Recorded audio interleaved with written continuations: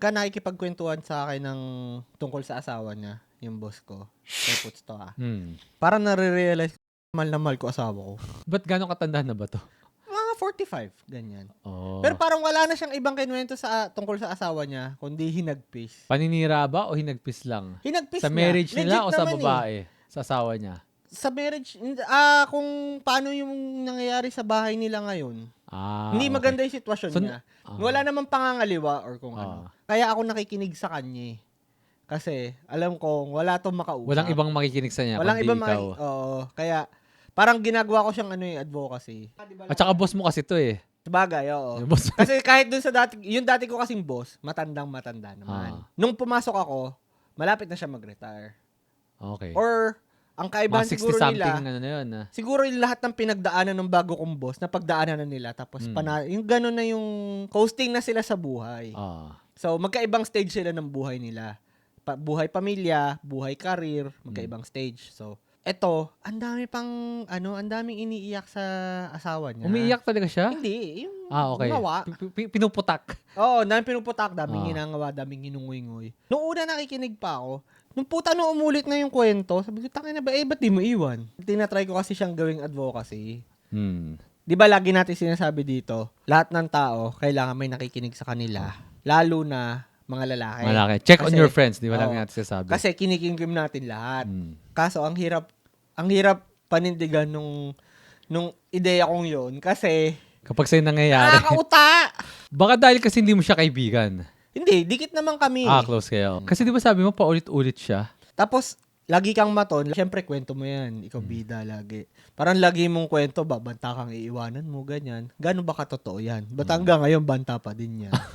I mean, oo, siyempre, madaming repercussions sa decision mong yan kung tutuloy mong hiwalay yan. Hindi. Pero, ba't di mo iwan?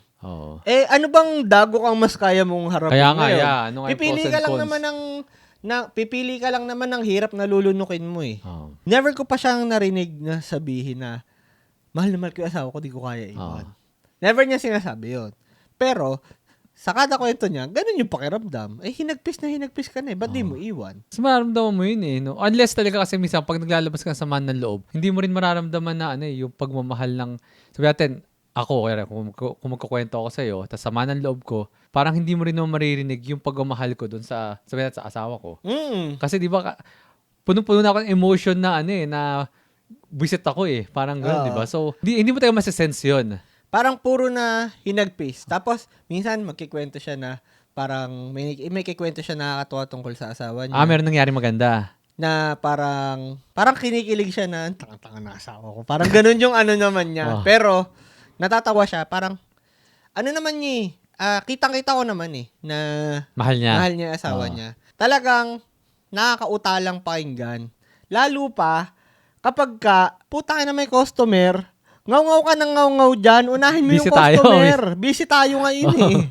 Unahin mo yung customer. Parang ang dali kasi sa tepos ng mga ganyan, parang, ikaw siguro, kunwari, nung warehouse ka kasi dati, wala kayong customer na pumapasok. Wala, kami lang. Pero parang kami may storefront or may mga nagpipick up. Kapag may dadating na customer, ang modus ko niyan, pag nakikipagkwentuhan sila, tapos may nakita na akong customer sa counter, yung dumadaldal ako pero nagpe-fade away na ako. Okay. Lumalayo na ako unti-unti. Parang pakiramdam naman kayo. Alam nga, unahin ko pa kayo kaysa sa customer. Kaysa customer, na-overpower ng niya, ng kwento niya. Yung paglalabas niya sa man ng loob, yung trabaho. Tsaka hindi na small talk yun eh. Hindi kasi medyo close na naman kami. Okay. Nalampasan na namin yung barrier na meron na kami, nakakapag-usap na kami ng personal. Kasi paulit-ulit na siya ng topic. Kasi minsan pag gano'n yung nangyayari, sigurado ako minsan nagsishare ka rin ng personal Hindi. Hindi? Hindi. Okay. Hindi. Kasi matonto eh. Alam mo naman ako, dati pa ako, simp naman talaga ako eh. Hindi ko itatanggi yun. Para sa akin, ang talagang para sa'yo, yung pagsisimpan mo or yung pagko-compromisean mo. Ako, dakila akong compromiser.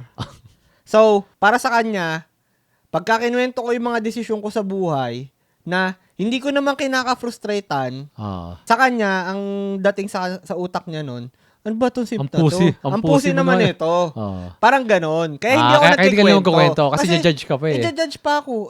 Bakit? Pakialam ko. Mm. Parang nonsense lang na kwento. Tutulungan ko na lang yung customer. Okay. Parang bira ako magkwento ng tungkol sa asawa ko. Lalo pa, yung mga bagay na tungkol sa bahay ninyo, iniiwasan kong banggitin. Dahil, ano na yun eh. Baga ako, siniset ko yung boundaries na yun. Kung may lalampas din sa boundaries yung inbound naman sa akin, ayos lang. Pero outbound ko, isiset ko yung ano ko. Okay. Okay ako maging recipient, pero hindi ako magiging sender. Paano kapag kunyari in-invite ka nitong tong katrabaho mo na bumisita sa bahay nila, pupunta ka? Hindi. Ang awkward nun kasi di ba parang alam mo na yung storya, ang alam mo yung mga nangyayari, parang ngayon meron ka ng connotation na ganito yung babae, na parang magiging bias ka na eh. Pare ikaw, kabataan natin. Mm. Kinikwento mo yung mga wild sex capade mo kunwari. Ah. Tangina si ganito. Ang galing humada.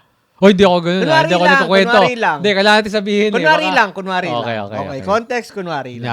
Kunwari lang. Kasi meron ako naging ganito. Hindi naman ganun ka-extreme yung kwento, pero kunwari lang. Kunwari kinikwento mo yan. Okay. Hindi ko pa namimit yung jowa mong yan. Kunwari, wala pa kayo sa level na seryoso na ipapakilala mo siya sa tropa, ganyan. Pag dumating na kayo sa point na seryoso na kayo, pinakilala mo na sa tropa, at tangin na nasa utak ko, magaling siya humada. Baka pag nakita mo, tigasan ka pa, no? Talaga. Depende. Pa-imagine mo na, shit. Titi mo yun eh. Ba't ako titigasan? Ibang usapan na yung pagkaganon. Hindi na-imagine mo eh. Na-imagine mo Oo yung nga. kahit na ako yun eh. Tsaka saan. Pero hindi ko Kahit ginagawa pa. yun ha. Clarify lang natin. Baka kala nila ako yung kinukwento mo. Kunwari lang. Kunyari lang. Pero, kinaklarify ko din, since, kung ibang tao pa yun, pero ikaw yun eh, hindi, siguro hindi.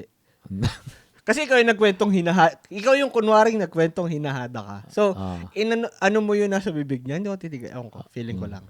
Tignan natin, magkwento ka sa akin. Tignan natin. Pero, meron pa yung isa. May katrabaho ako. Okay. San, bago o lumang trabaho mo? Sa Pinas. Sa Pinas. Sa Okay. Pinas. Puro lalaki katrabaho ko Okay. dito eh. Okay, sige. So, sa Pinas yun. Ano siya? Konya. Okay. Yung nasa Big 3 na schools, tapos Okay. mataas yung position sa kumpanya, parang project manager, ganyan. Tapos kinuwento nung ka-team ko, kasi support unit kami. Kinuwento nung ka-team ko, kinuwento niya, nakasabay daw niya sa CR, may daladalang tabo. Okay. So, regardless, syempre babae yun. Pwedeng panghugas ng Pangharap, oo. pangharap. Regardless, Kung ano man yun, ang utak ng isang pobreng gaya ko, ang gamit nun, Sa puwet. Sa puwet. Kasi jumeb siya. Mm. So ngayon, tuwing makikita ko siya, Na-imagine. basag na yung image niya sa akin na... Kung kahit gaano kaganda siya. Oo. Yun yung parang, ganun yung nakikita ko dun sa boss ko. Na, na-meet ko na yung asawa niya eh. Before pa kami maging close, na nakakarinig ako ng mga kwento niya, ganun. Pero ngayon, pag nakita ko siya, parang naawa ko sa kanya. Sa babae. Oo. Okay. In a way. Pero, naawa din ako dun sa boss ko. Kasi mahirap din naman yung dinadanas niya eh. Baka yun sa kwento lang niya, syempre. Siya yung bida eh. Siya yung bida. Siya yung bida sa kwento kwento niya sa akin, maton siya, matigas siya, na nagbabanta siya, pero baka sa bahay hindi. Agrabyado naman din talaga siya, to be fair. Kaso, Because considered na teputs, no? Parang hindi normal sa kanila yun. Lalo na kung yung pinanggalingan ng lalaki, hindi naman ganun. oo. Diba? Saka, parang, iba yung idea niya sa family. Dahil maaga pa, naghiwalay na yung parents niya. Parang natatangahan siya sa asawa niya na parang nagsasakripisyo para dun sa tatay niya. Parang napaka-foreign sa kanya na idea na yon. Kasi hindi siya nasanay na merong magulang na nandyan eh. Posible. Diba? Pero may notion din kasi na sayang din yung sakripisyo ng asawa niya para dun sa father-in-law niya. Oo. Kaya nagigets ko yun. Pero ganung klaseng anak yung asawa mo eh. In a way, kasama yan sa traits kung bakit mo siya nagustuhan. Regardless kung nangyari to after ng kasal or before ng kasal. Pero syempre tayo nanggaling tayo sa Ibang sa family dynamics family natin dynamics. Sanay tayo sa ganito eh. Oo. Minsan, kailangan lang natin ng makikinig. Kailangan lang ng hug. Minsan, yung iba din, kailangan din ng hug sa leeg. Oo. From the back. From the back. Rear naked choke. Akala ko pa man din, ang pag-uusapan natin dito, magiging customer ka ba ng professional huggers na to. Kala ko man din ganun. Kasi yun yung una ko naisip. Ano silbi sa akin yan, nandito ka? Oh. Sabi mo hindi. Iba pa rin to, babae. Di ba, syempre? Gets ko yun. Pero kasi, nakikinita mo ba na babae mag-a-avail ng services na to? Usually lalaki. Usually lalaki. Pero hindi, Bihira. hindi professional hugging ang gusto nila. May happy ending to. Malabo na babae ang mag-avail ng services nito. Hindi nila kailangan magbayad para makakuha ng ganito. Yeah. Alam mo yung boy best friend? Oh, yan. May yung mga abangers na ganyan. Oh, laging, I think, ayoko sabihin lahat. Siguro, 80 to 90% may hidden agenda yun. Pero correct me if I'm wrong. Meron ding 10% na Huwag nilagyan pa stats. Pero may Hindi, pero notion. kaya, stats ko lang yun Meron kasing notion na sobrang labo daw na maging sobrang platonic lang ng friendship ng isang babae at isang lalaki. I kinda agree na... Sino may kasalanan nito if ever na maging ganun? Lalaki o babae? di yung vulnerable. Which is? Kung sino man. Kung sino man. Oh, okay. Papasok na naman dyan yung Richard Settler argument ng How I Met. Regardless sa gender. Sige, platonic, pero may Richard doon, may Settler doon. Tapos, kung anumang mali siya meron, sinasarili na lang nila. Pagalingan na lang magtago. Magtago, oo. Tapos maghihintay na lang ng timing na lumabas yun. Diba? Kung magkakaroon man. Na opportunity. Oh, yung opportunity, the right opportunity. Kaya, duda ko na Mga babae mag-aabil. na babae Lalaki mag-avail talaga, nito. lalaki.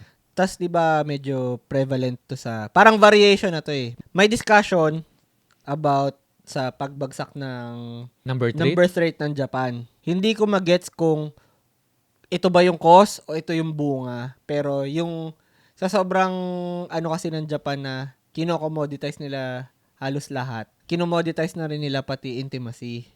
Oo nga. Na may yung girlfriend experience, yung companion experience, yung nirerentahan mo yung parang kasama mo lang. Hindi ko mawari kung cause ba to or bunga ng pagbagsak ng birth rate. Yan.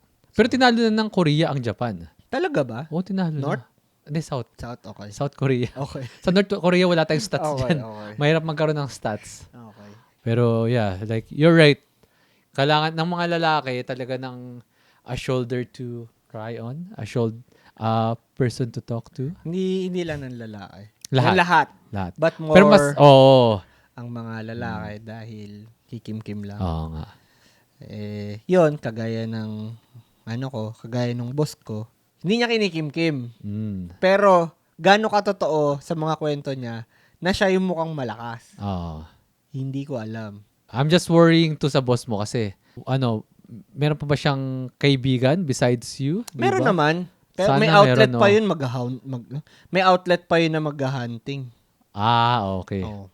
So, meron na. Mamaril lang yun ang usa. O di... kaso baka yung mga kasama niya kasi mga macho, mga toxic masculinity na hindi niya pwedeng sabihan, di ba? Farm boy. Kasi kung mga farm boy, hindi, malamang nga, yung kwento, toxic masculinity nga, di ba? Malamang, ang kwento niya doon sa mga yon ganun din. Tapos doon na papasok yung cycle ng, ako nga eh. Or baka kapag kasi sila yung kausap, ikaw kasi nakikinig, baka pag kausap niya yung mga kaibigan niya, parang sinasabi ka nun, go fucking, parang pinangunahan niya siguro ng advice. That's fucked up. Diba? That's fucked up. Sobrang effort nun, pakikinggan ko siya, tapos maghahanap ako ng ibang take, pero talagang pagka hindi ko na kaya makinig, fuck, that's so sad. Like, okay, naghihintay ka na mayroong customer na pumasok. Nagfe-fade ako. Ganyan. Para kang kabuting na bumabalik sa lupa. Minsan nga di pa ako maatras, nagfe-fade lang yung boses kong ganyan eh. Para kunwari lumalayo na ako. Dapat meron kang kontratahe na na katrabaho mo, na close mo rin, na kapag napansin niya na meron kayong parang hand signal na kapag ginawa ko to, pull me out of this this conversation. Pwede. Hindi, ayoko. Kasi... Kaso mandadami ka pa ng ibang tao. Gusto ko din kasi siya minsan mag-release. Okay. Wag lang yung sobrang busy sa trabaho. Kasi priorities. Pero the best way to kill time is chat with your boss. Tas Kasi hindi ka pwedeng pagalitan kasi bayad ka. tas ayun, tambak na yung trabaho ko. Yun lang. Yun ang Pero di ka pwede sa magkwentuhan tayo pag hindi tambak trabaho ko. mo napansin ko yung productivity yung bumababa this month Okay, tangin na Pero ito po ito yung listahan natin. Ito, ayan 20 minutes tayo nag-usap nitong date na to. Tangin, dami mong kwento eh. Galing pa man din niya magkwento, yung may setup, may peaks and valleys. Okay. Kasi tangin na may customer tayo eh. Okay. Trabaho muna tayo. Amusing siya pakinggan, no? May ganun siya, may setup. Yun yung hindi ako ganun magkwento. Malupit kayo ng tropa natin si Raymart. Pagka tinanong kayo anong plot nito, kikwento niya episode 1 eh. Ganun kayo magkwento eh. Ang bagal Anong plot nitong na to? Parang kwento ng One Piece, ang tagal. Hindi, mabilis nga na parang hindi naman nakaka-hook. Ang tinatanong ko lang plot kasi ayoko na spoiler, bibigay ninyo episode 1 kung ano nangyari. Okay. But yeah, yun lang. Anyways, Edmond. 2X. And this is Twice the D.